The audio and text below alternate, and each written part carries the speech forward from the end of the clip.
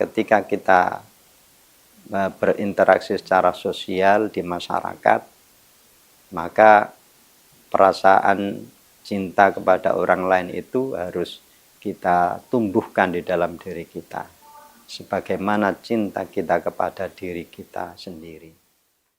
Kalau diri kita tidak suka dimarahi, tidak suka diganggu orang, ya kita tidak usah mengganggu orang lain.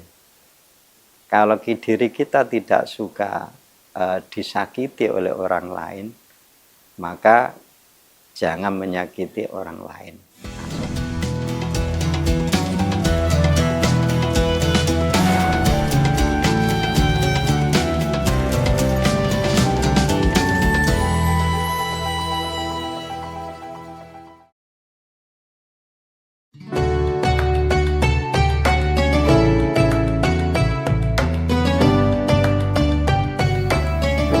Assalamualaikum warahmatullahi wabarakatuh. Alhamdulillahirabbil alamin. Assalatu wassalamu ala asyrafil anbiya'i wal mursalin. Sayyidina wa maulana Muhammadin wa ala alihi wa sahbihi ajma'in. Qala Rasulullah sallallahu alaihi wasallam, la yu'minu ahadukum hatta yuhibba li akhihi ma yuhibbu li nafsi. Al hadits au kama qala Rasulullah sallallahu alaihi wasallam. Pemirsa dimanapun saat Anda berada, rahimakumullah. Alhamdulillah, dalam kesempatan ini kita semuanya mendapatkan rahmat dan nikmat dari Allah Subhanahu wa taala, sehingga kita semuanya bisa melaksanakan aktivitas kita masing-masing. Salawat serta salam semoga tetap dilimpahkan kepada junjungan kita Nabi Agung Muhammad Sallallahu Alaihi Wasallam.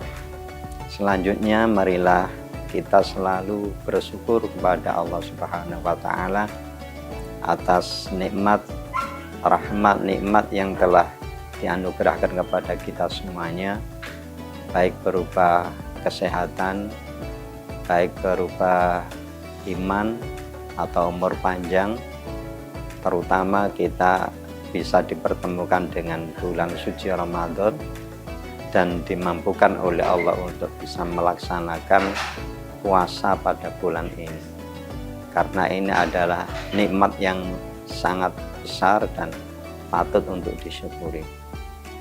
Pemirsa rahimakumullah, Rasulullah Shallallahu Alaihi Wasallam diutus ke dunia ini adalah untuk menyempurnakan akhlak, sebagaimana hadis Nabi Muhammad Sallallahu Alaihi Wasallam, innama bu'itsu liutammima makarimal akhlak.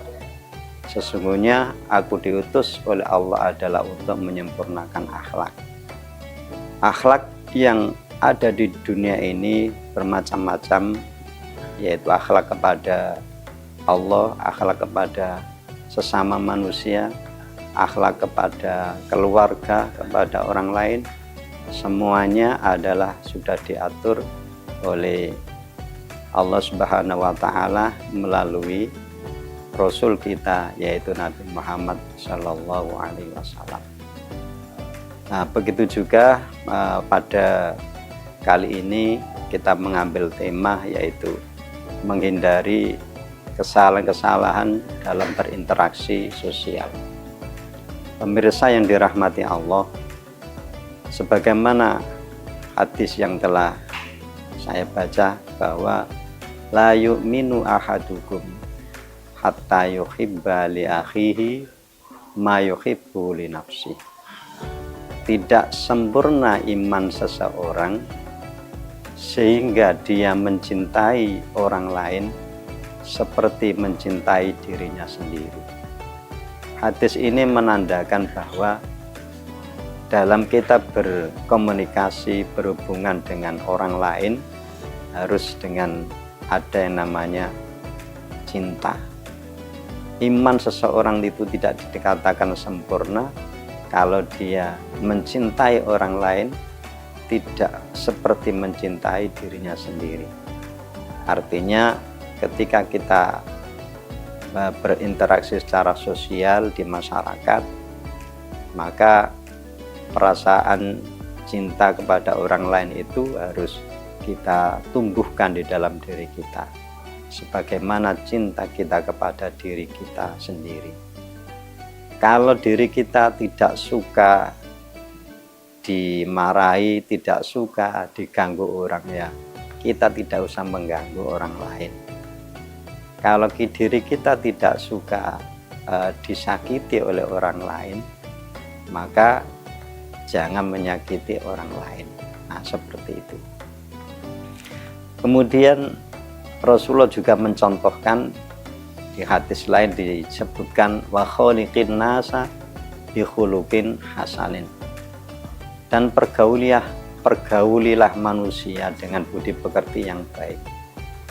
Bergaul dengan sesama manusia ini, Rasulullah memberikan contoh dengan pergaulan yang baik.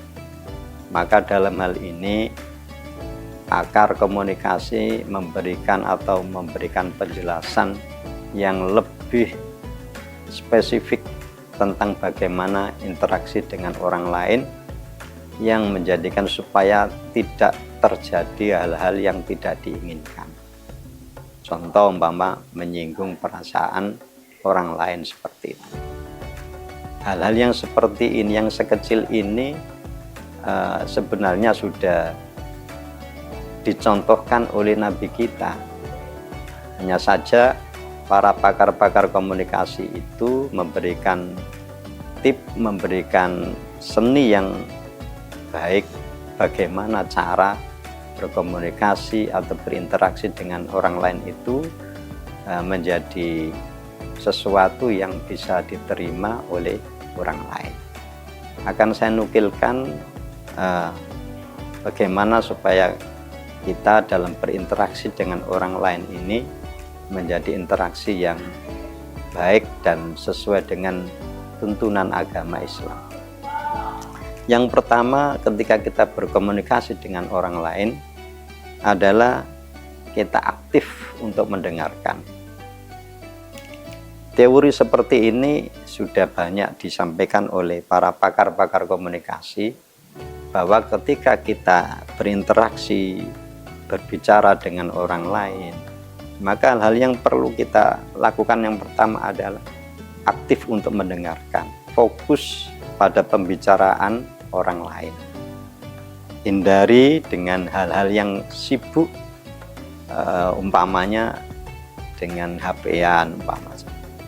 Kalau kita berbicara dua orang, kemudian orang yang di depan kita itu berbicara, sementara kita sibuk dengan ponsel kita, nah ini hal seperti ini adalah kurang baik. Kemudian yang kedua, tunjukkanlah respon seperti mengangguk. Nah, kita responsif dalam berbicara dengan orang lain itu harus responsif. Selanjutnya, hindari untuk memotong pembicaraan orang lain. Biarkan orang lain itu berbicara sampai selesai. Kita sebagai pendengar, jadikanlah dirimu sebagai pendengar yang baik. Kemudian yang kedua adalah hindari asumsi dan prasangka. Jangan menilai orang itu berdasarkan penampilannya atau latar belakangnya. Tidak semua orang yang berpenampilan tidak baik itu tidak baik. Artinya sebaliknya, tidak semua orang yang penampilannya bagus itu baik.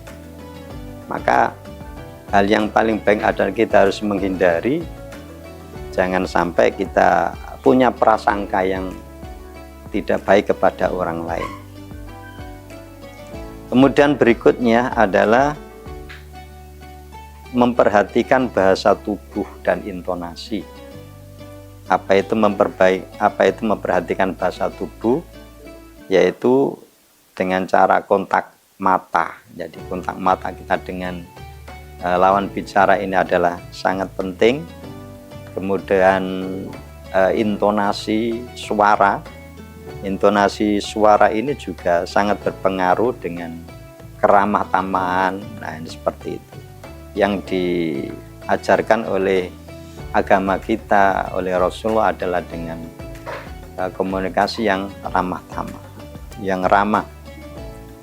Kemudian menghindari sikap yang kurang baik, ya, sikap-sikap yang tidak baik yang dianggap kurang sopan ketika kita berbicara dengan orang lain. Kemudian kita punya sikap, umpamanya kita mengangkat salah satu kaki kita umpama, nah, seperti itu dianggap yang kurang sopan. Ini adalah perlu dihindari. Kemudian yang nomor 4 adalah hormati batasan pribadi. Jadi artinya ketika kita berbicara dengan orang lain itu jangan sampai menanyakan hal-hal yang sensitif.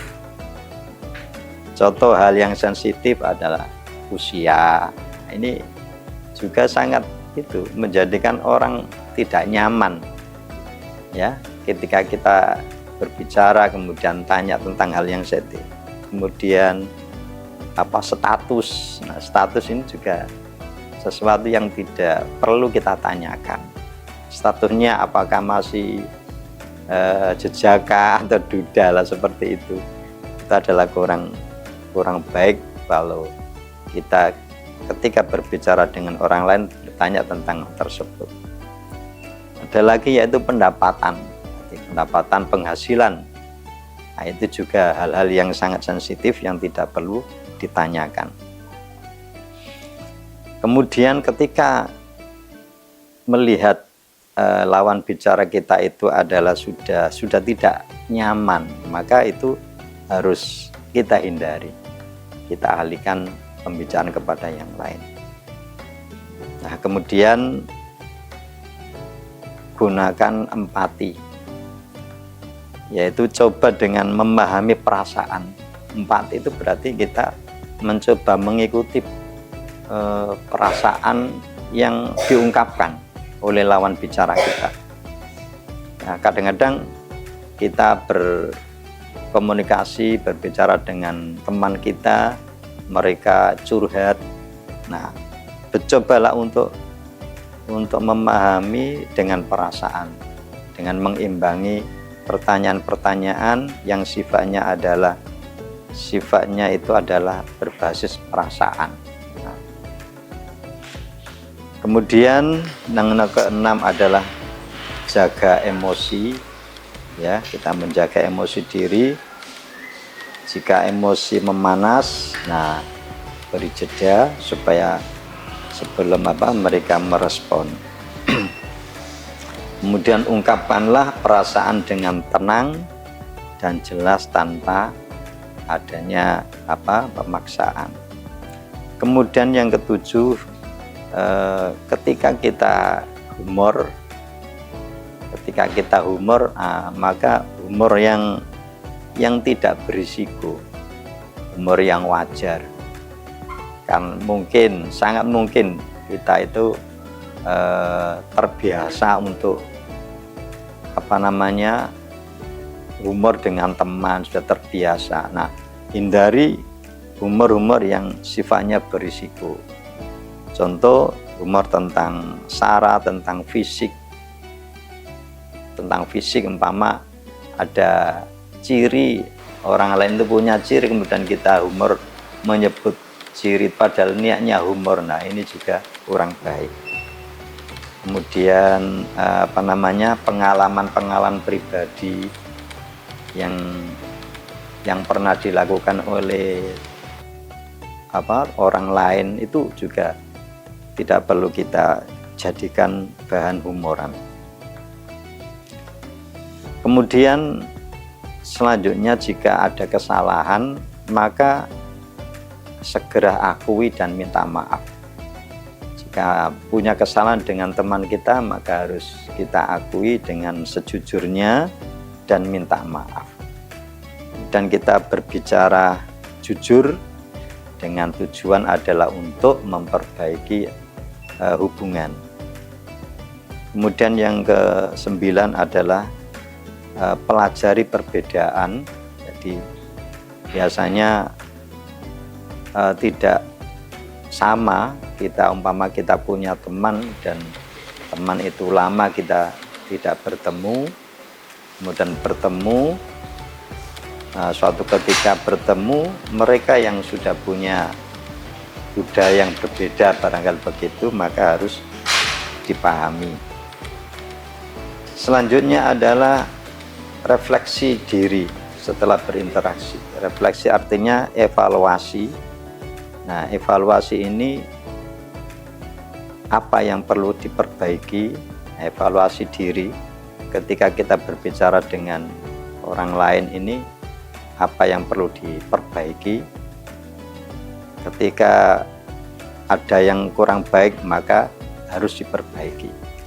Nah, kemudian belajar juga untuk meningkatkan keterampilan sosial. Hal-hal seperti itu sebenarnya itu adalah tulisan-tulisan dari pakar komunikasi yang sesuai dengan apa yang diajarkan oleh Rasulullah Shallallahu Alaihi Wasallam.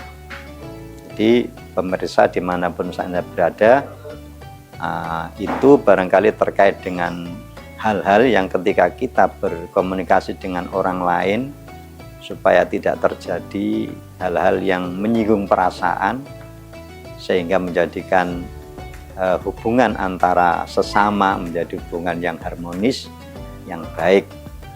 Semoga apa yang bisa saya sampaikan itu ada manfaatnya. Kurang lebihnya saya mohon maaf dan saya akhiri. Wassalamualaikum warahmatullahi wabarakatuh.